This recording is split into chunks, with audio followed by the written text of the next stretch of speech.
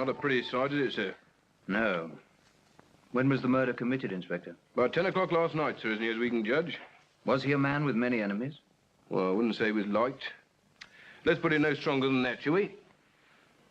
Now, sir, if you'd be good enough to take a seat and make yourself comfortable. As comfortable as you can, that is, in the circumstances. Did no one hear the pistol shot? Nobody. It was a stormy night, if you remember. Let's turn your chair away, sir. Then you won't face it. I don't know how I can help you, Inspector. I was in the country at BLEAK house last night. You may be able to help me better than you know, sir. You was with Joe the crossing sweeper boy when he died, I think. Yes, I was. And where was it he died, sir? George's Gymnasium near Leicester Square. Oh, yes, of course. Mr. George had took him in, I believe. Yes. George is a good man. But a violent one, nevertheless, wouldn't you say, sir? Oh, he's violent sometimes in his expressions, but I've never known him to do a violent action. Is it a fact, sir, that after the boy had died, he made use of some rather threatening expressions? Against who? Mr. Tulkinghorn, the murdered man. Inspector, you can't think that George... Oh, I'm not thinking anything at the moment, sir. Just making a few inquiries. But didn't he say on that occasion that in the humour he was in, he could well do Mr. Tulkinghorn a mischief? We all say things like that at times, Inspector. But he did say it. Something like that, I believe. Did he say anything else? Anything else? Such as being pressed by the deceased for money? Yes, he did say Mr. Tulkinghorn was... Torturing him, sir? Would that be the word he used? Yes. Thank you, sir. What sort of a marksman was Mr. George? I've no idea. Well, you've never seen him with a pistol in his hand? Well, yes, I have. He was an instructor. Then he'd be pretty good, I imagine, wouldn't he, sir? Yeah, I suppose he would be. Did Mr. George happen to remark in your hearing when he'd next be seeing Mr. Tulkinghorn? Yes, he said he had to see him last night. Quite so. Well, thank you for being so helpful, sir. I don't think I need to detain you any longer. Inspector, I can't believe that George... I know he's hot-tempered, but he's not a murderer. He'd have faced this man by daylight, not shot him in the dark. Maybe he would, sir. Maybe he wouldn't. Would you care to come along with me to see him, sir? I happen to know where he's taking dinner with some friends. I wish I could, but I have a patient to visit. Then would you mind going out before me, sir? I have to lock this door as I go.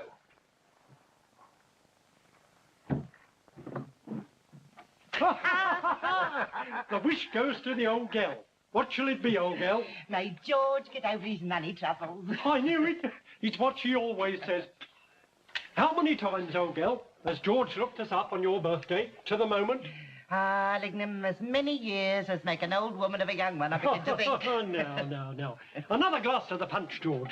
Let's drink damnation to that lawyer. Oh, George, what's come to you? Come to me? You broke your glass. Oh, so I... You look so white and shaken. Don't you, Lignum? What I was thinking myself, old girl. Oh, what is it, George? What ails you? I didn't mean to say anything about it. It's not birthday talk. Oh, George, you haven't done for us. That lawyer isn't coming down on Lignum for the money. Oh, no, it's nothing like that. The truth is, that crossing sweeper boy died at my place last night, and it's rather bowled me over. Oh, poor creature. Is he gone then? Oh, poor soul. Oh, I'd have roused up by and by. But you're so quick, Mrs. Bagnet. That she is. The old gal is as quick as powder. Well, she's the subject of the day, so we'll stick to her. I brought a little brooch with me. It's not much of a thing, I'm afraid, but it's a keepsake. Why, it's a wonder, George. It's the beautifulest thing that was ever seen. Look, Lignum. Good, in my opinion. George, if ever I'm a cross-grained soldier's wife to you sometimes, it's only on account of Lignum and the money and the fear of being sold up, I'm sure. Now, you shall fasten it on yourself for good luck, if you will, George. Oh, George, your hands are shaking. Oh, I must be out of sorts to fumble an easy job like this. And your hand the steadiest I ever saw at a pistol shot. Ain't I said so 100 times, old gal? You have, Lignum, you have. See you that piece, Lignum. Now, come on, George, give it to me. I'll Oh, good evening. Evening, sir. What's Inspector Bucket? That's right, George. I was told you was here, and being wishful to have a word with you, I thought I'd look you up. Would you be good enough to step outside a minute, George? Come inside, sir, if you're a friend of his. Thank you, sir, but I won't intrude, seeing as you've some sort of celebration. Oh. I'd bring your hat if I were you, George. Chilly wind outside. George, there's nothing wrong, is there? They won't be selling lignum up. No, nothing wrong that I know of, Mrs. Bagnet. Nothing I haven't told you of, that is.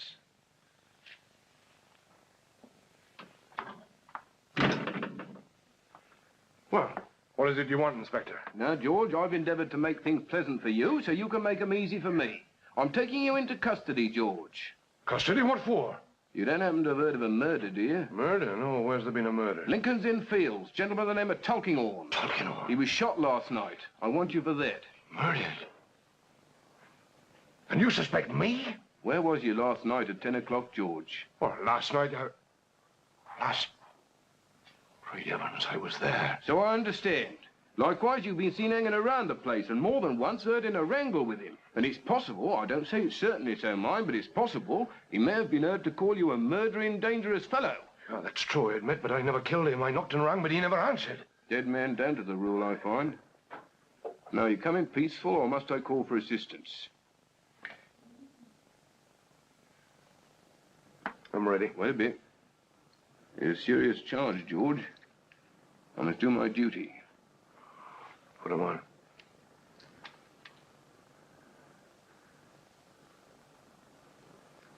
How'd you find them, George? Are they comfortable? If not, say so. I've got another pair in my pocket. I'll do as they are. Very well. Bucket, go through the back streets to wherever you're taking me. I can't look men in the face with these things on my hands. There's not the slightest reason why we shouldn't be pleasant together, George. It shall be as you say. I was mindful of your feelings when I came out. I brought this on purpose. Here we are. Now who's the wiser, eh? Come on. George, suspected of murder? I can't believe it. He was arrested yesterday. And knowing you were to be in London soon, I called in the hope of finding you. That man, who seems so open-hearted and compassionate? Oh, no, I can't believe it. Surely there must be some mistake, Mr. Woodcourt.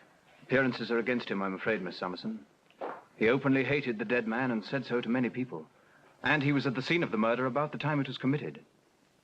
Esther, we must defer our visit to Rick and go to him. Thank you for coming to tell us, Mr. Woodcourt. If I hear anything further, I'll let you know at once. Thank you. Goodbye. Goodbye, sir. Goodbye, Mr. Woodcourt. We must stand by Mr. George, my love, as he stood by that poor forsaken Joe. But Tulkinghorn murdered. Guardian, do you remember my telling you he was the man my mother was so afraid of? Yes, of course. Now he can't hurt her anymore. She's free of his enmity. But in what a dreadful way. And how terrible for her to be able to feel no pity. To remember, perhaps, that she'd often wished him dead.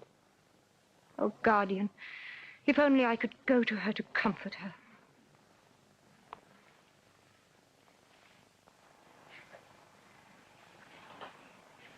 Uncommonly generous of Sir Lester Dedlock, Baronet.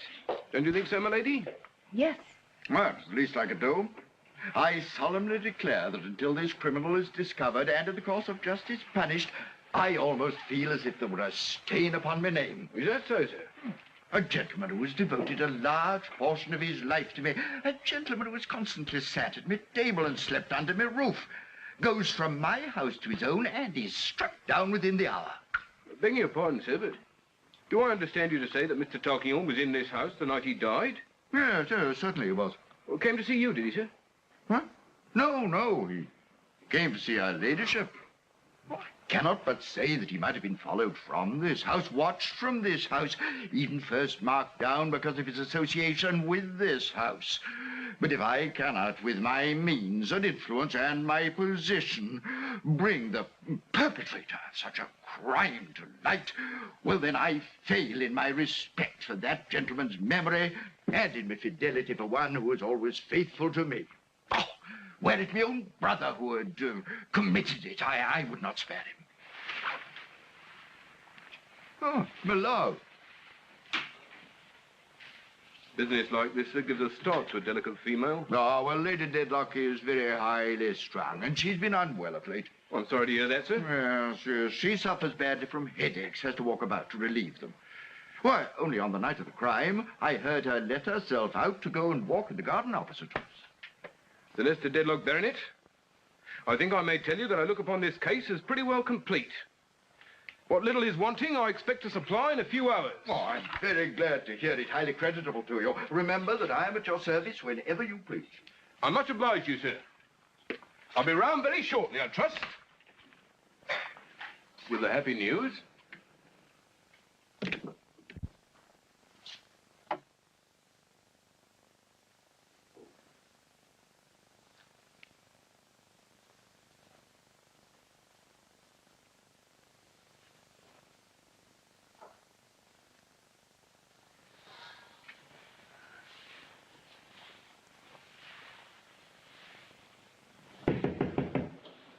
Who is it? Me, m'lady. Bucket. What do you want? To see you, m'lady. Come in. Couldn't you have asked me all you wanted to downstairs? It's a little private, m'lady. Well, Could you cast your mind back, do you think, to the morning when I brought the news of Mr. Tulkinghorn's death? yes, You've done so? I have. Now, do you know, m'lady, it struck me as very peculiar that when I told you he'd been murdered, you didn't express any sorrow or regret. Celeste Dedlock Baronet, yes, but not you, m'lady. I never liked Mr. Tulkinghorn. I'm not a hypocrite. Why should I pretend to feel sorrow when I have none? Perhaps m'lady was glad that he'd been put out of the way. Why are you making these suggestions to me? You've arrested some man for the murder. Well, sometimes we do that, you know, m'lady, in order to make the real criminal feel safe, or if honorable, to come forward and confess. Mind you, I don't say George didn't do it. There's evidence enough against him. But I can't get it out of my mind that this crime might have been committed by a female. Indeed? What are you going to do? Just gather a little more evidence and then make my arrest. Oh, this was in the hall table for you, m'lady. I took the liberty of bringing it up. I had a letter too this morning, in the identical handwriting. I wonder if yours says the same as mine.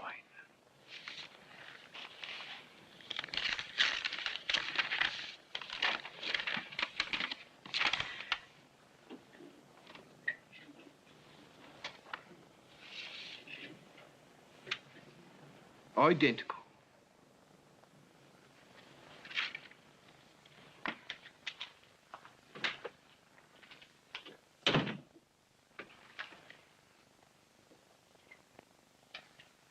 I take it as kind of you to come and see me, Mr. Jarndyce.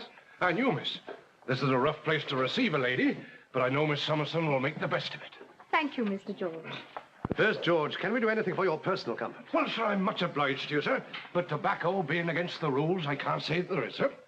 Then it's to your case. How does it stand now? Oh, it's under remand at the moment, sir. Inspector Bucket gives me to understand that he'll be applying for a series of remands from time to time until the case is complete. But you must take precautions, Mr. George, to defend yourself. Oh, yes, miss, I have. I've said to the magistrates, gentlemen, I'm as innocent of this charge as you are yourselves. Well, what more can I do? It's the truth. But the mere truth won't do, Mr. George. Won't it, sir? It's rather a bad lookout for me, sir. You must have a lawyer. We must engage a good one for you. No, sir, I ask your pardon. I beg to be excused from anything of that sort. You won't have a lawyer? No, sir. I don't take kindly to the breed. Thanking you all the same, sir. Oh, but Mr. I George... ask your pardon for interrupting you, miss. But it was lawyers brought me to this place. If I'm to be hanged, well, I'll be hanged in my own way and not with the help of another of them. Guardian. Nothing will move you from this, Mr. George? No, sir, nothing. The shame, if shame it is mine. I've got no relatives to be disgraced by me. But I thought I heard you speak when we first met of a mother living. So I did, sir. But she don't know the name I go by, so I can't bring grief to her. Have you no idea, Mr. George, who might have committed this crime? Oh, it's strange you should ask me that, miss, because you know, I think I have. You have? Oh, I don't know any names, sir, and there's nothing that'd get me off. But when my ill fortune took me to the dead man's staircase on the night of his murder, I saw a shape so like Miss Summerson's go by me in the dark that I'd half a mind to speak to it.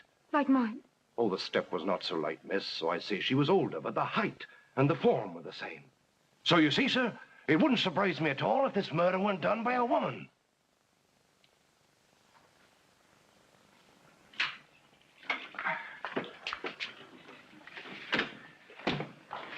I'm sorry to have kept you waiting, officer. I understand you want to see me. Pray sit down. You may remember me saying, sir, that I looked upon this case as pretty well complete. I have now completed it and collected proof against the person who did the crime. Against the soldier? No, sir, not the soldier. It was a woman. A woman? A woman who had a particular grudge against your lawyer, sir, and who took this way of paying it off. Celeste Dedlock Baronet, I have to prepare you for a train of circumstances that I warn you will give you a bit of a shock. What I have to say is about her ladyship. In fact, she's the pivot it all turns on. Lady Dedlock? Lady Dedlock. Officer, be careful. Do your duty by all means, but take care not to overstep it. Lady Dedlock's name is not one for common persons to trifle with. I say what I have to say, sir. I hope it may prove so. Very well. Go on. First, it's my duty to tell you, sir, that the deceased Mr. Tulkinghorn long entertained mistrusts and suspicions of your lady. If he had ever dared to mention such a thing to me, which he never did, I would have killed him myself. These suspicions, sir, started through his having discovered, by the sight of some handwriting where you yourself was present, the existence in great poverty of a certain person who had been your lady's lover before you courted her, and who ought to have been her husband, sir. When that person died soon afterwards, Mr. Tulkinghorn suspected Lady Dedlock of visiting his grave, alone and in secret, wearing her maid's dress. I saw the maid myself, sir, at his chambers, together with a boy who had acted as Lady Dedlock's guide to the burial ground. There couldn't be a shadow of doubt of it.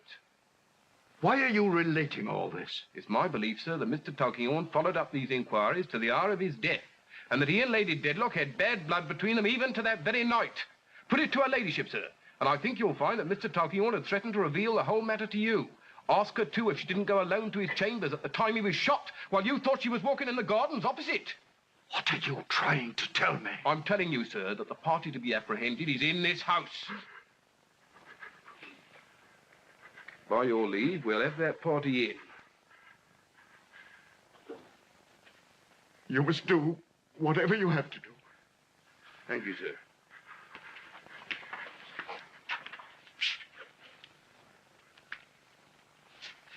Celeste Dedlock Baronet, I'm about to take her into custody in your presence. Don't you say a word, nor yet stir. You shall see the whole case clear from first to last.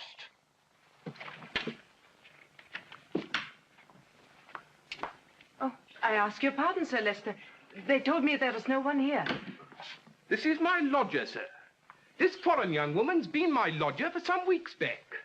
Why does Sir Lester care for that, my angel? You come and sit down on this sofa, mademoiselle, and we'll see. I arrive at this house with your wife. Your wife has left me since some minutes. They tell me downstairs your wife is here, your wife is not here. So leave me pass downstairs, great pig. Just you sit down on that sofa, my dear. Why? Because, my angel, I'm going to take you into custody on a charge of murder. Oh, you devil. And I recommend you as a friend before another half a blessed moment's passed over your head to sit down on that sofa. There. Now you see you're comfortable, conducting yourself as I'd expect a foreign young woman of your sense to do. So, I'll give you a piece of advice. Don't you talk too much. In short, the less you parley, the better. Now, sir. It all started when this young woman, besides being extraordinarily passionate against her ladyship, on account of being discharged by Lie. her... I discharge myself. Pretty ladyship. I ruin my character remaining with a ladyship so infame. You'll say something that'll be used against you, you're sure to come to it. She also took it into her head she'd established a claim on Mr. Tulkinghorn, deceased, having been employed by him on the occasion I spoke of, and in my opinion, liberally paid for it. All lies. I refuse this money altogether because... Celeste Dedlock Baronet won't answer you, my dear, so you might just as well keep quiet.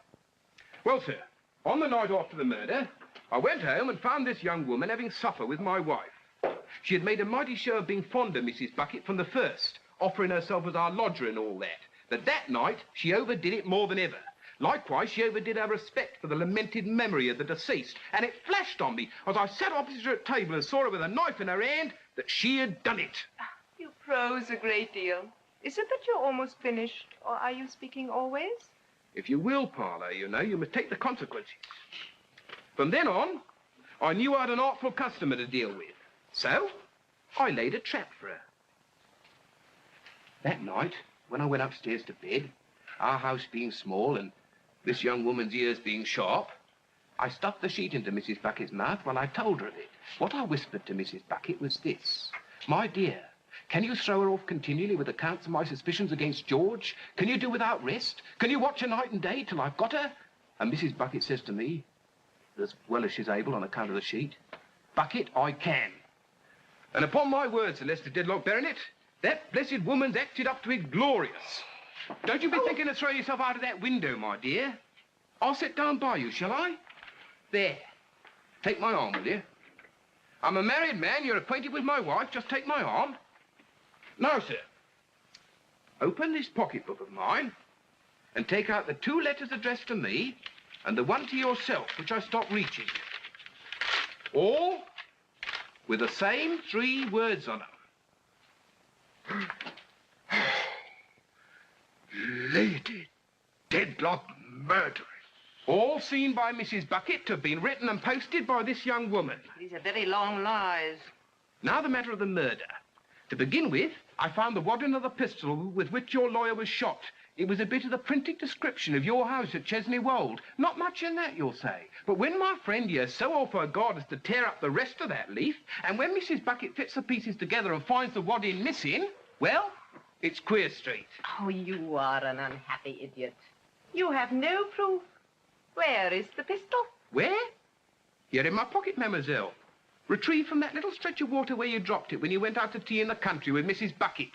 Oh, where is your false, treacherous, and cursed wife? I'd like to tear her from limb to limb. Bless you, darling. You don't mind me half as much, do you? I'd go to your wife if I were you, sir. She must be in terror since my last visit. Yes. Yes, indeed. Poor soul. Oh.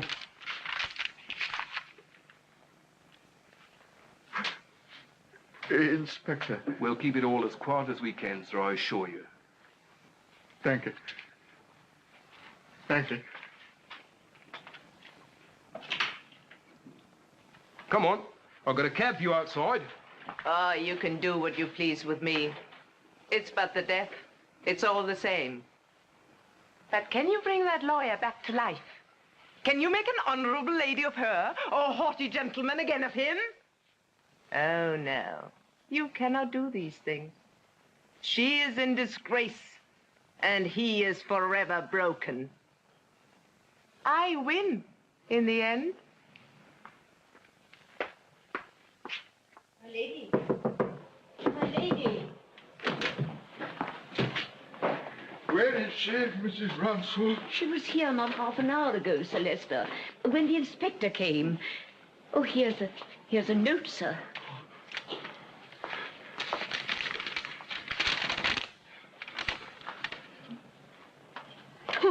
What's wrong, sir? She's gone. Lady Dedlock's gone. She must have thought that you suspected her. I'll be after her. Don't you worry, sir. We'll find her no matter where she's gone. I'll bring her back. Sir Lester. Drink this, Richard, before you say any more. I've very little more to say. I can do it without the aid of medicine. Well, Mr. Jarndyce, the case is almost ours now. It isn't mine. What have you to say to that? Is it a fact, Mr. Bowles, that new papers have been discovered which relate to the Jarndyce lawsuit? It is, Mr. Jarndyce. They were found in the shop of one Crook, a rag and bottle dealer. He purchased waste paper from the law courts and elsewhere, and these were discovered by his relatives. Then if they should settle the suit in your favor, BLEAK, I can only say I shall be more than happy. You say that to my face, sir. What do you say behind my back? No, no, Mr. Carstone. Caution, I beg of you. Never abuse, sir. It may prove costly. When may we hope to reach the end of this unhappy business, Mr. Bowles? That is impossible to say. Always the same. Papers must be sorted, Mr. Jarndyce, and the dates compared. We shall, of course, notify you in the usual way. And while I'm here, Mr. Carstone, that matter of the little consideration for Crook's relatives, we agreed the amount, if you remember. Ah, yes. Do I sign here? If you please, sir. Ada, what money has Rick left? Has he anything? Please, Ada, we want to help you. When the lawsuit is settled, Richard says we shall have plenty. Take this, my love. Please. I can't bear to see you here, lacking every decent comfort. Give it back to him. Oh, Richard, Give don't it make back to him. Or do you want to see me throw it in his face?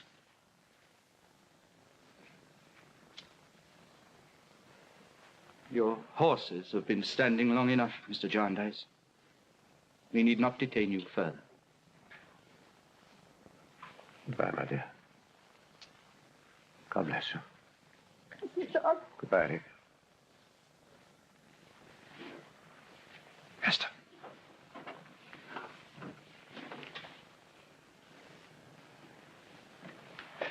See those papers, Mr. Bowles? Only a glimpse, sir. They will not be put into my hands until this money is paid over. But you've seen enough of them to know how far we may depend upon them. I tell you, Mr. Bowles, either the suit must be ended, or the suitor.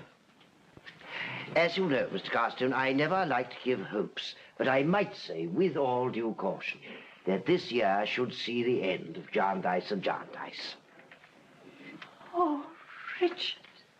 And the beginning of happiness for you and me, my dearest love.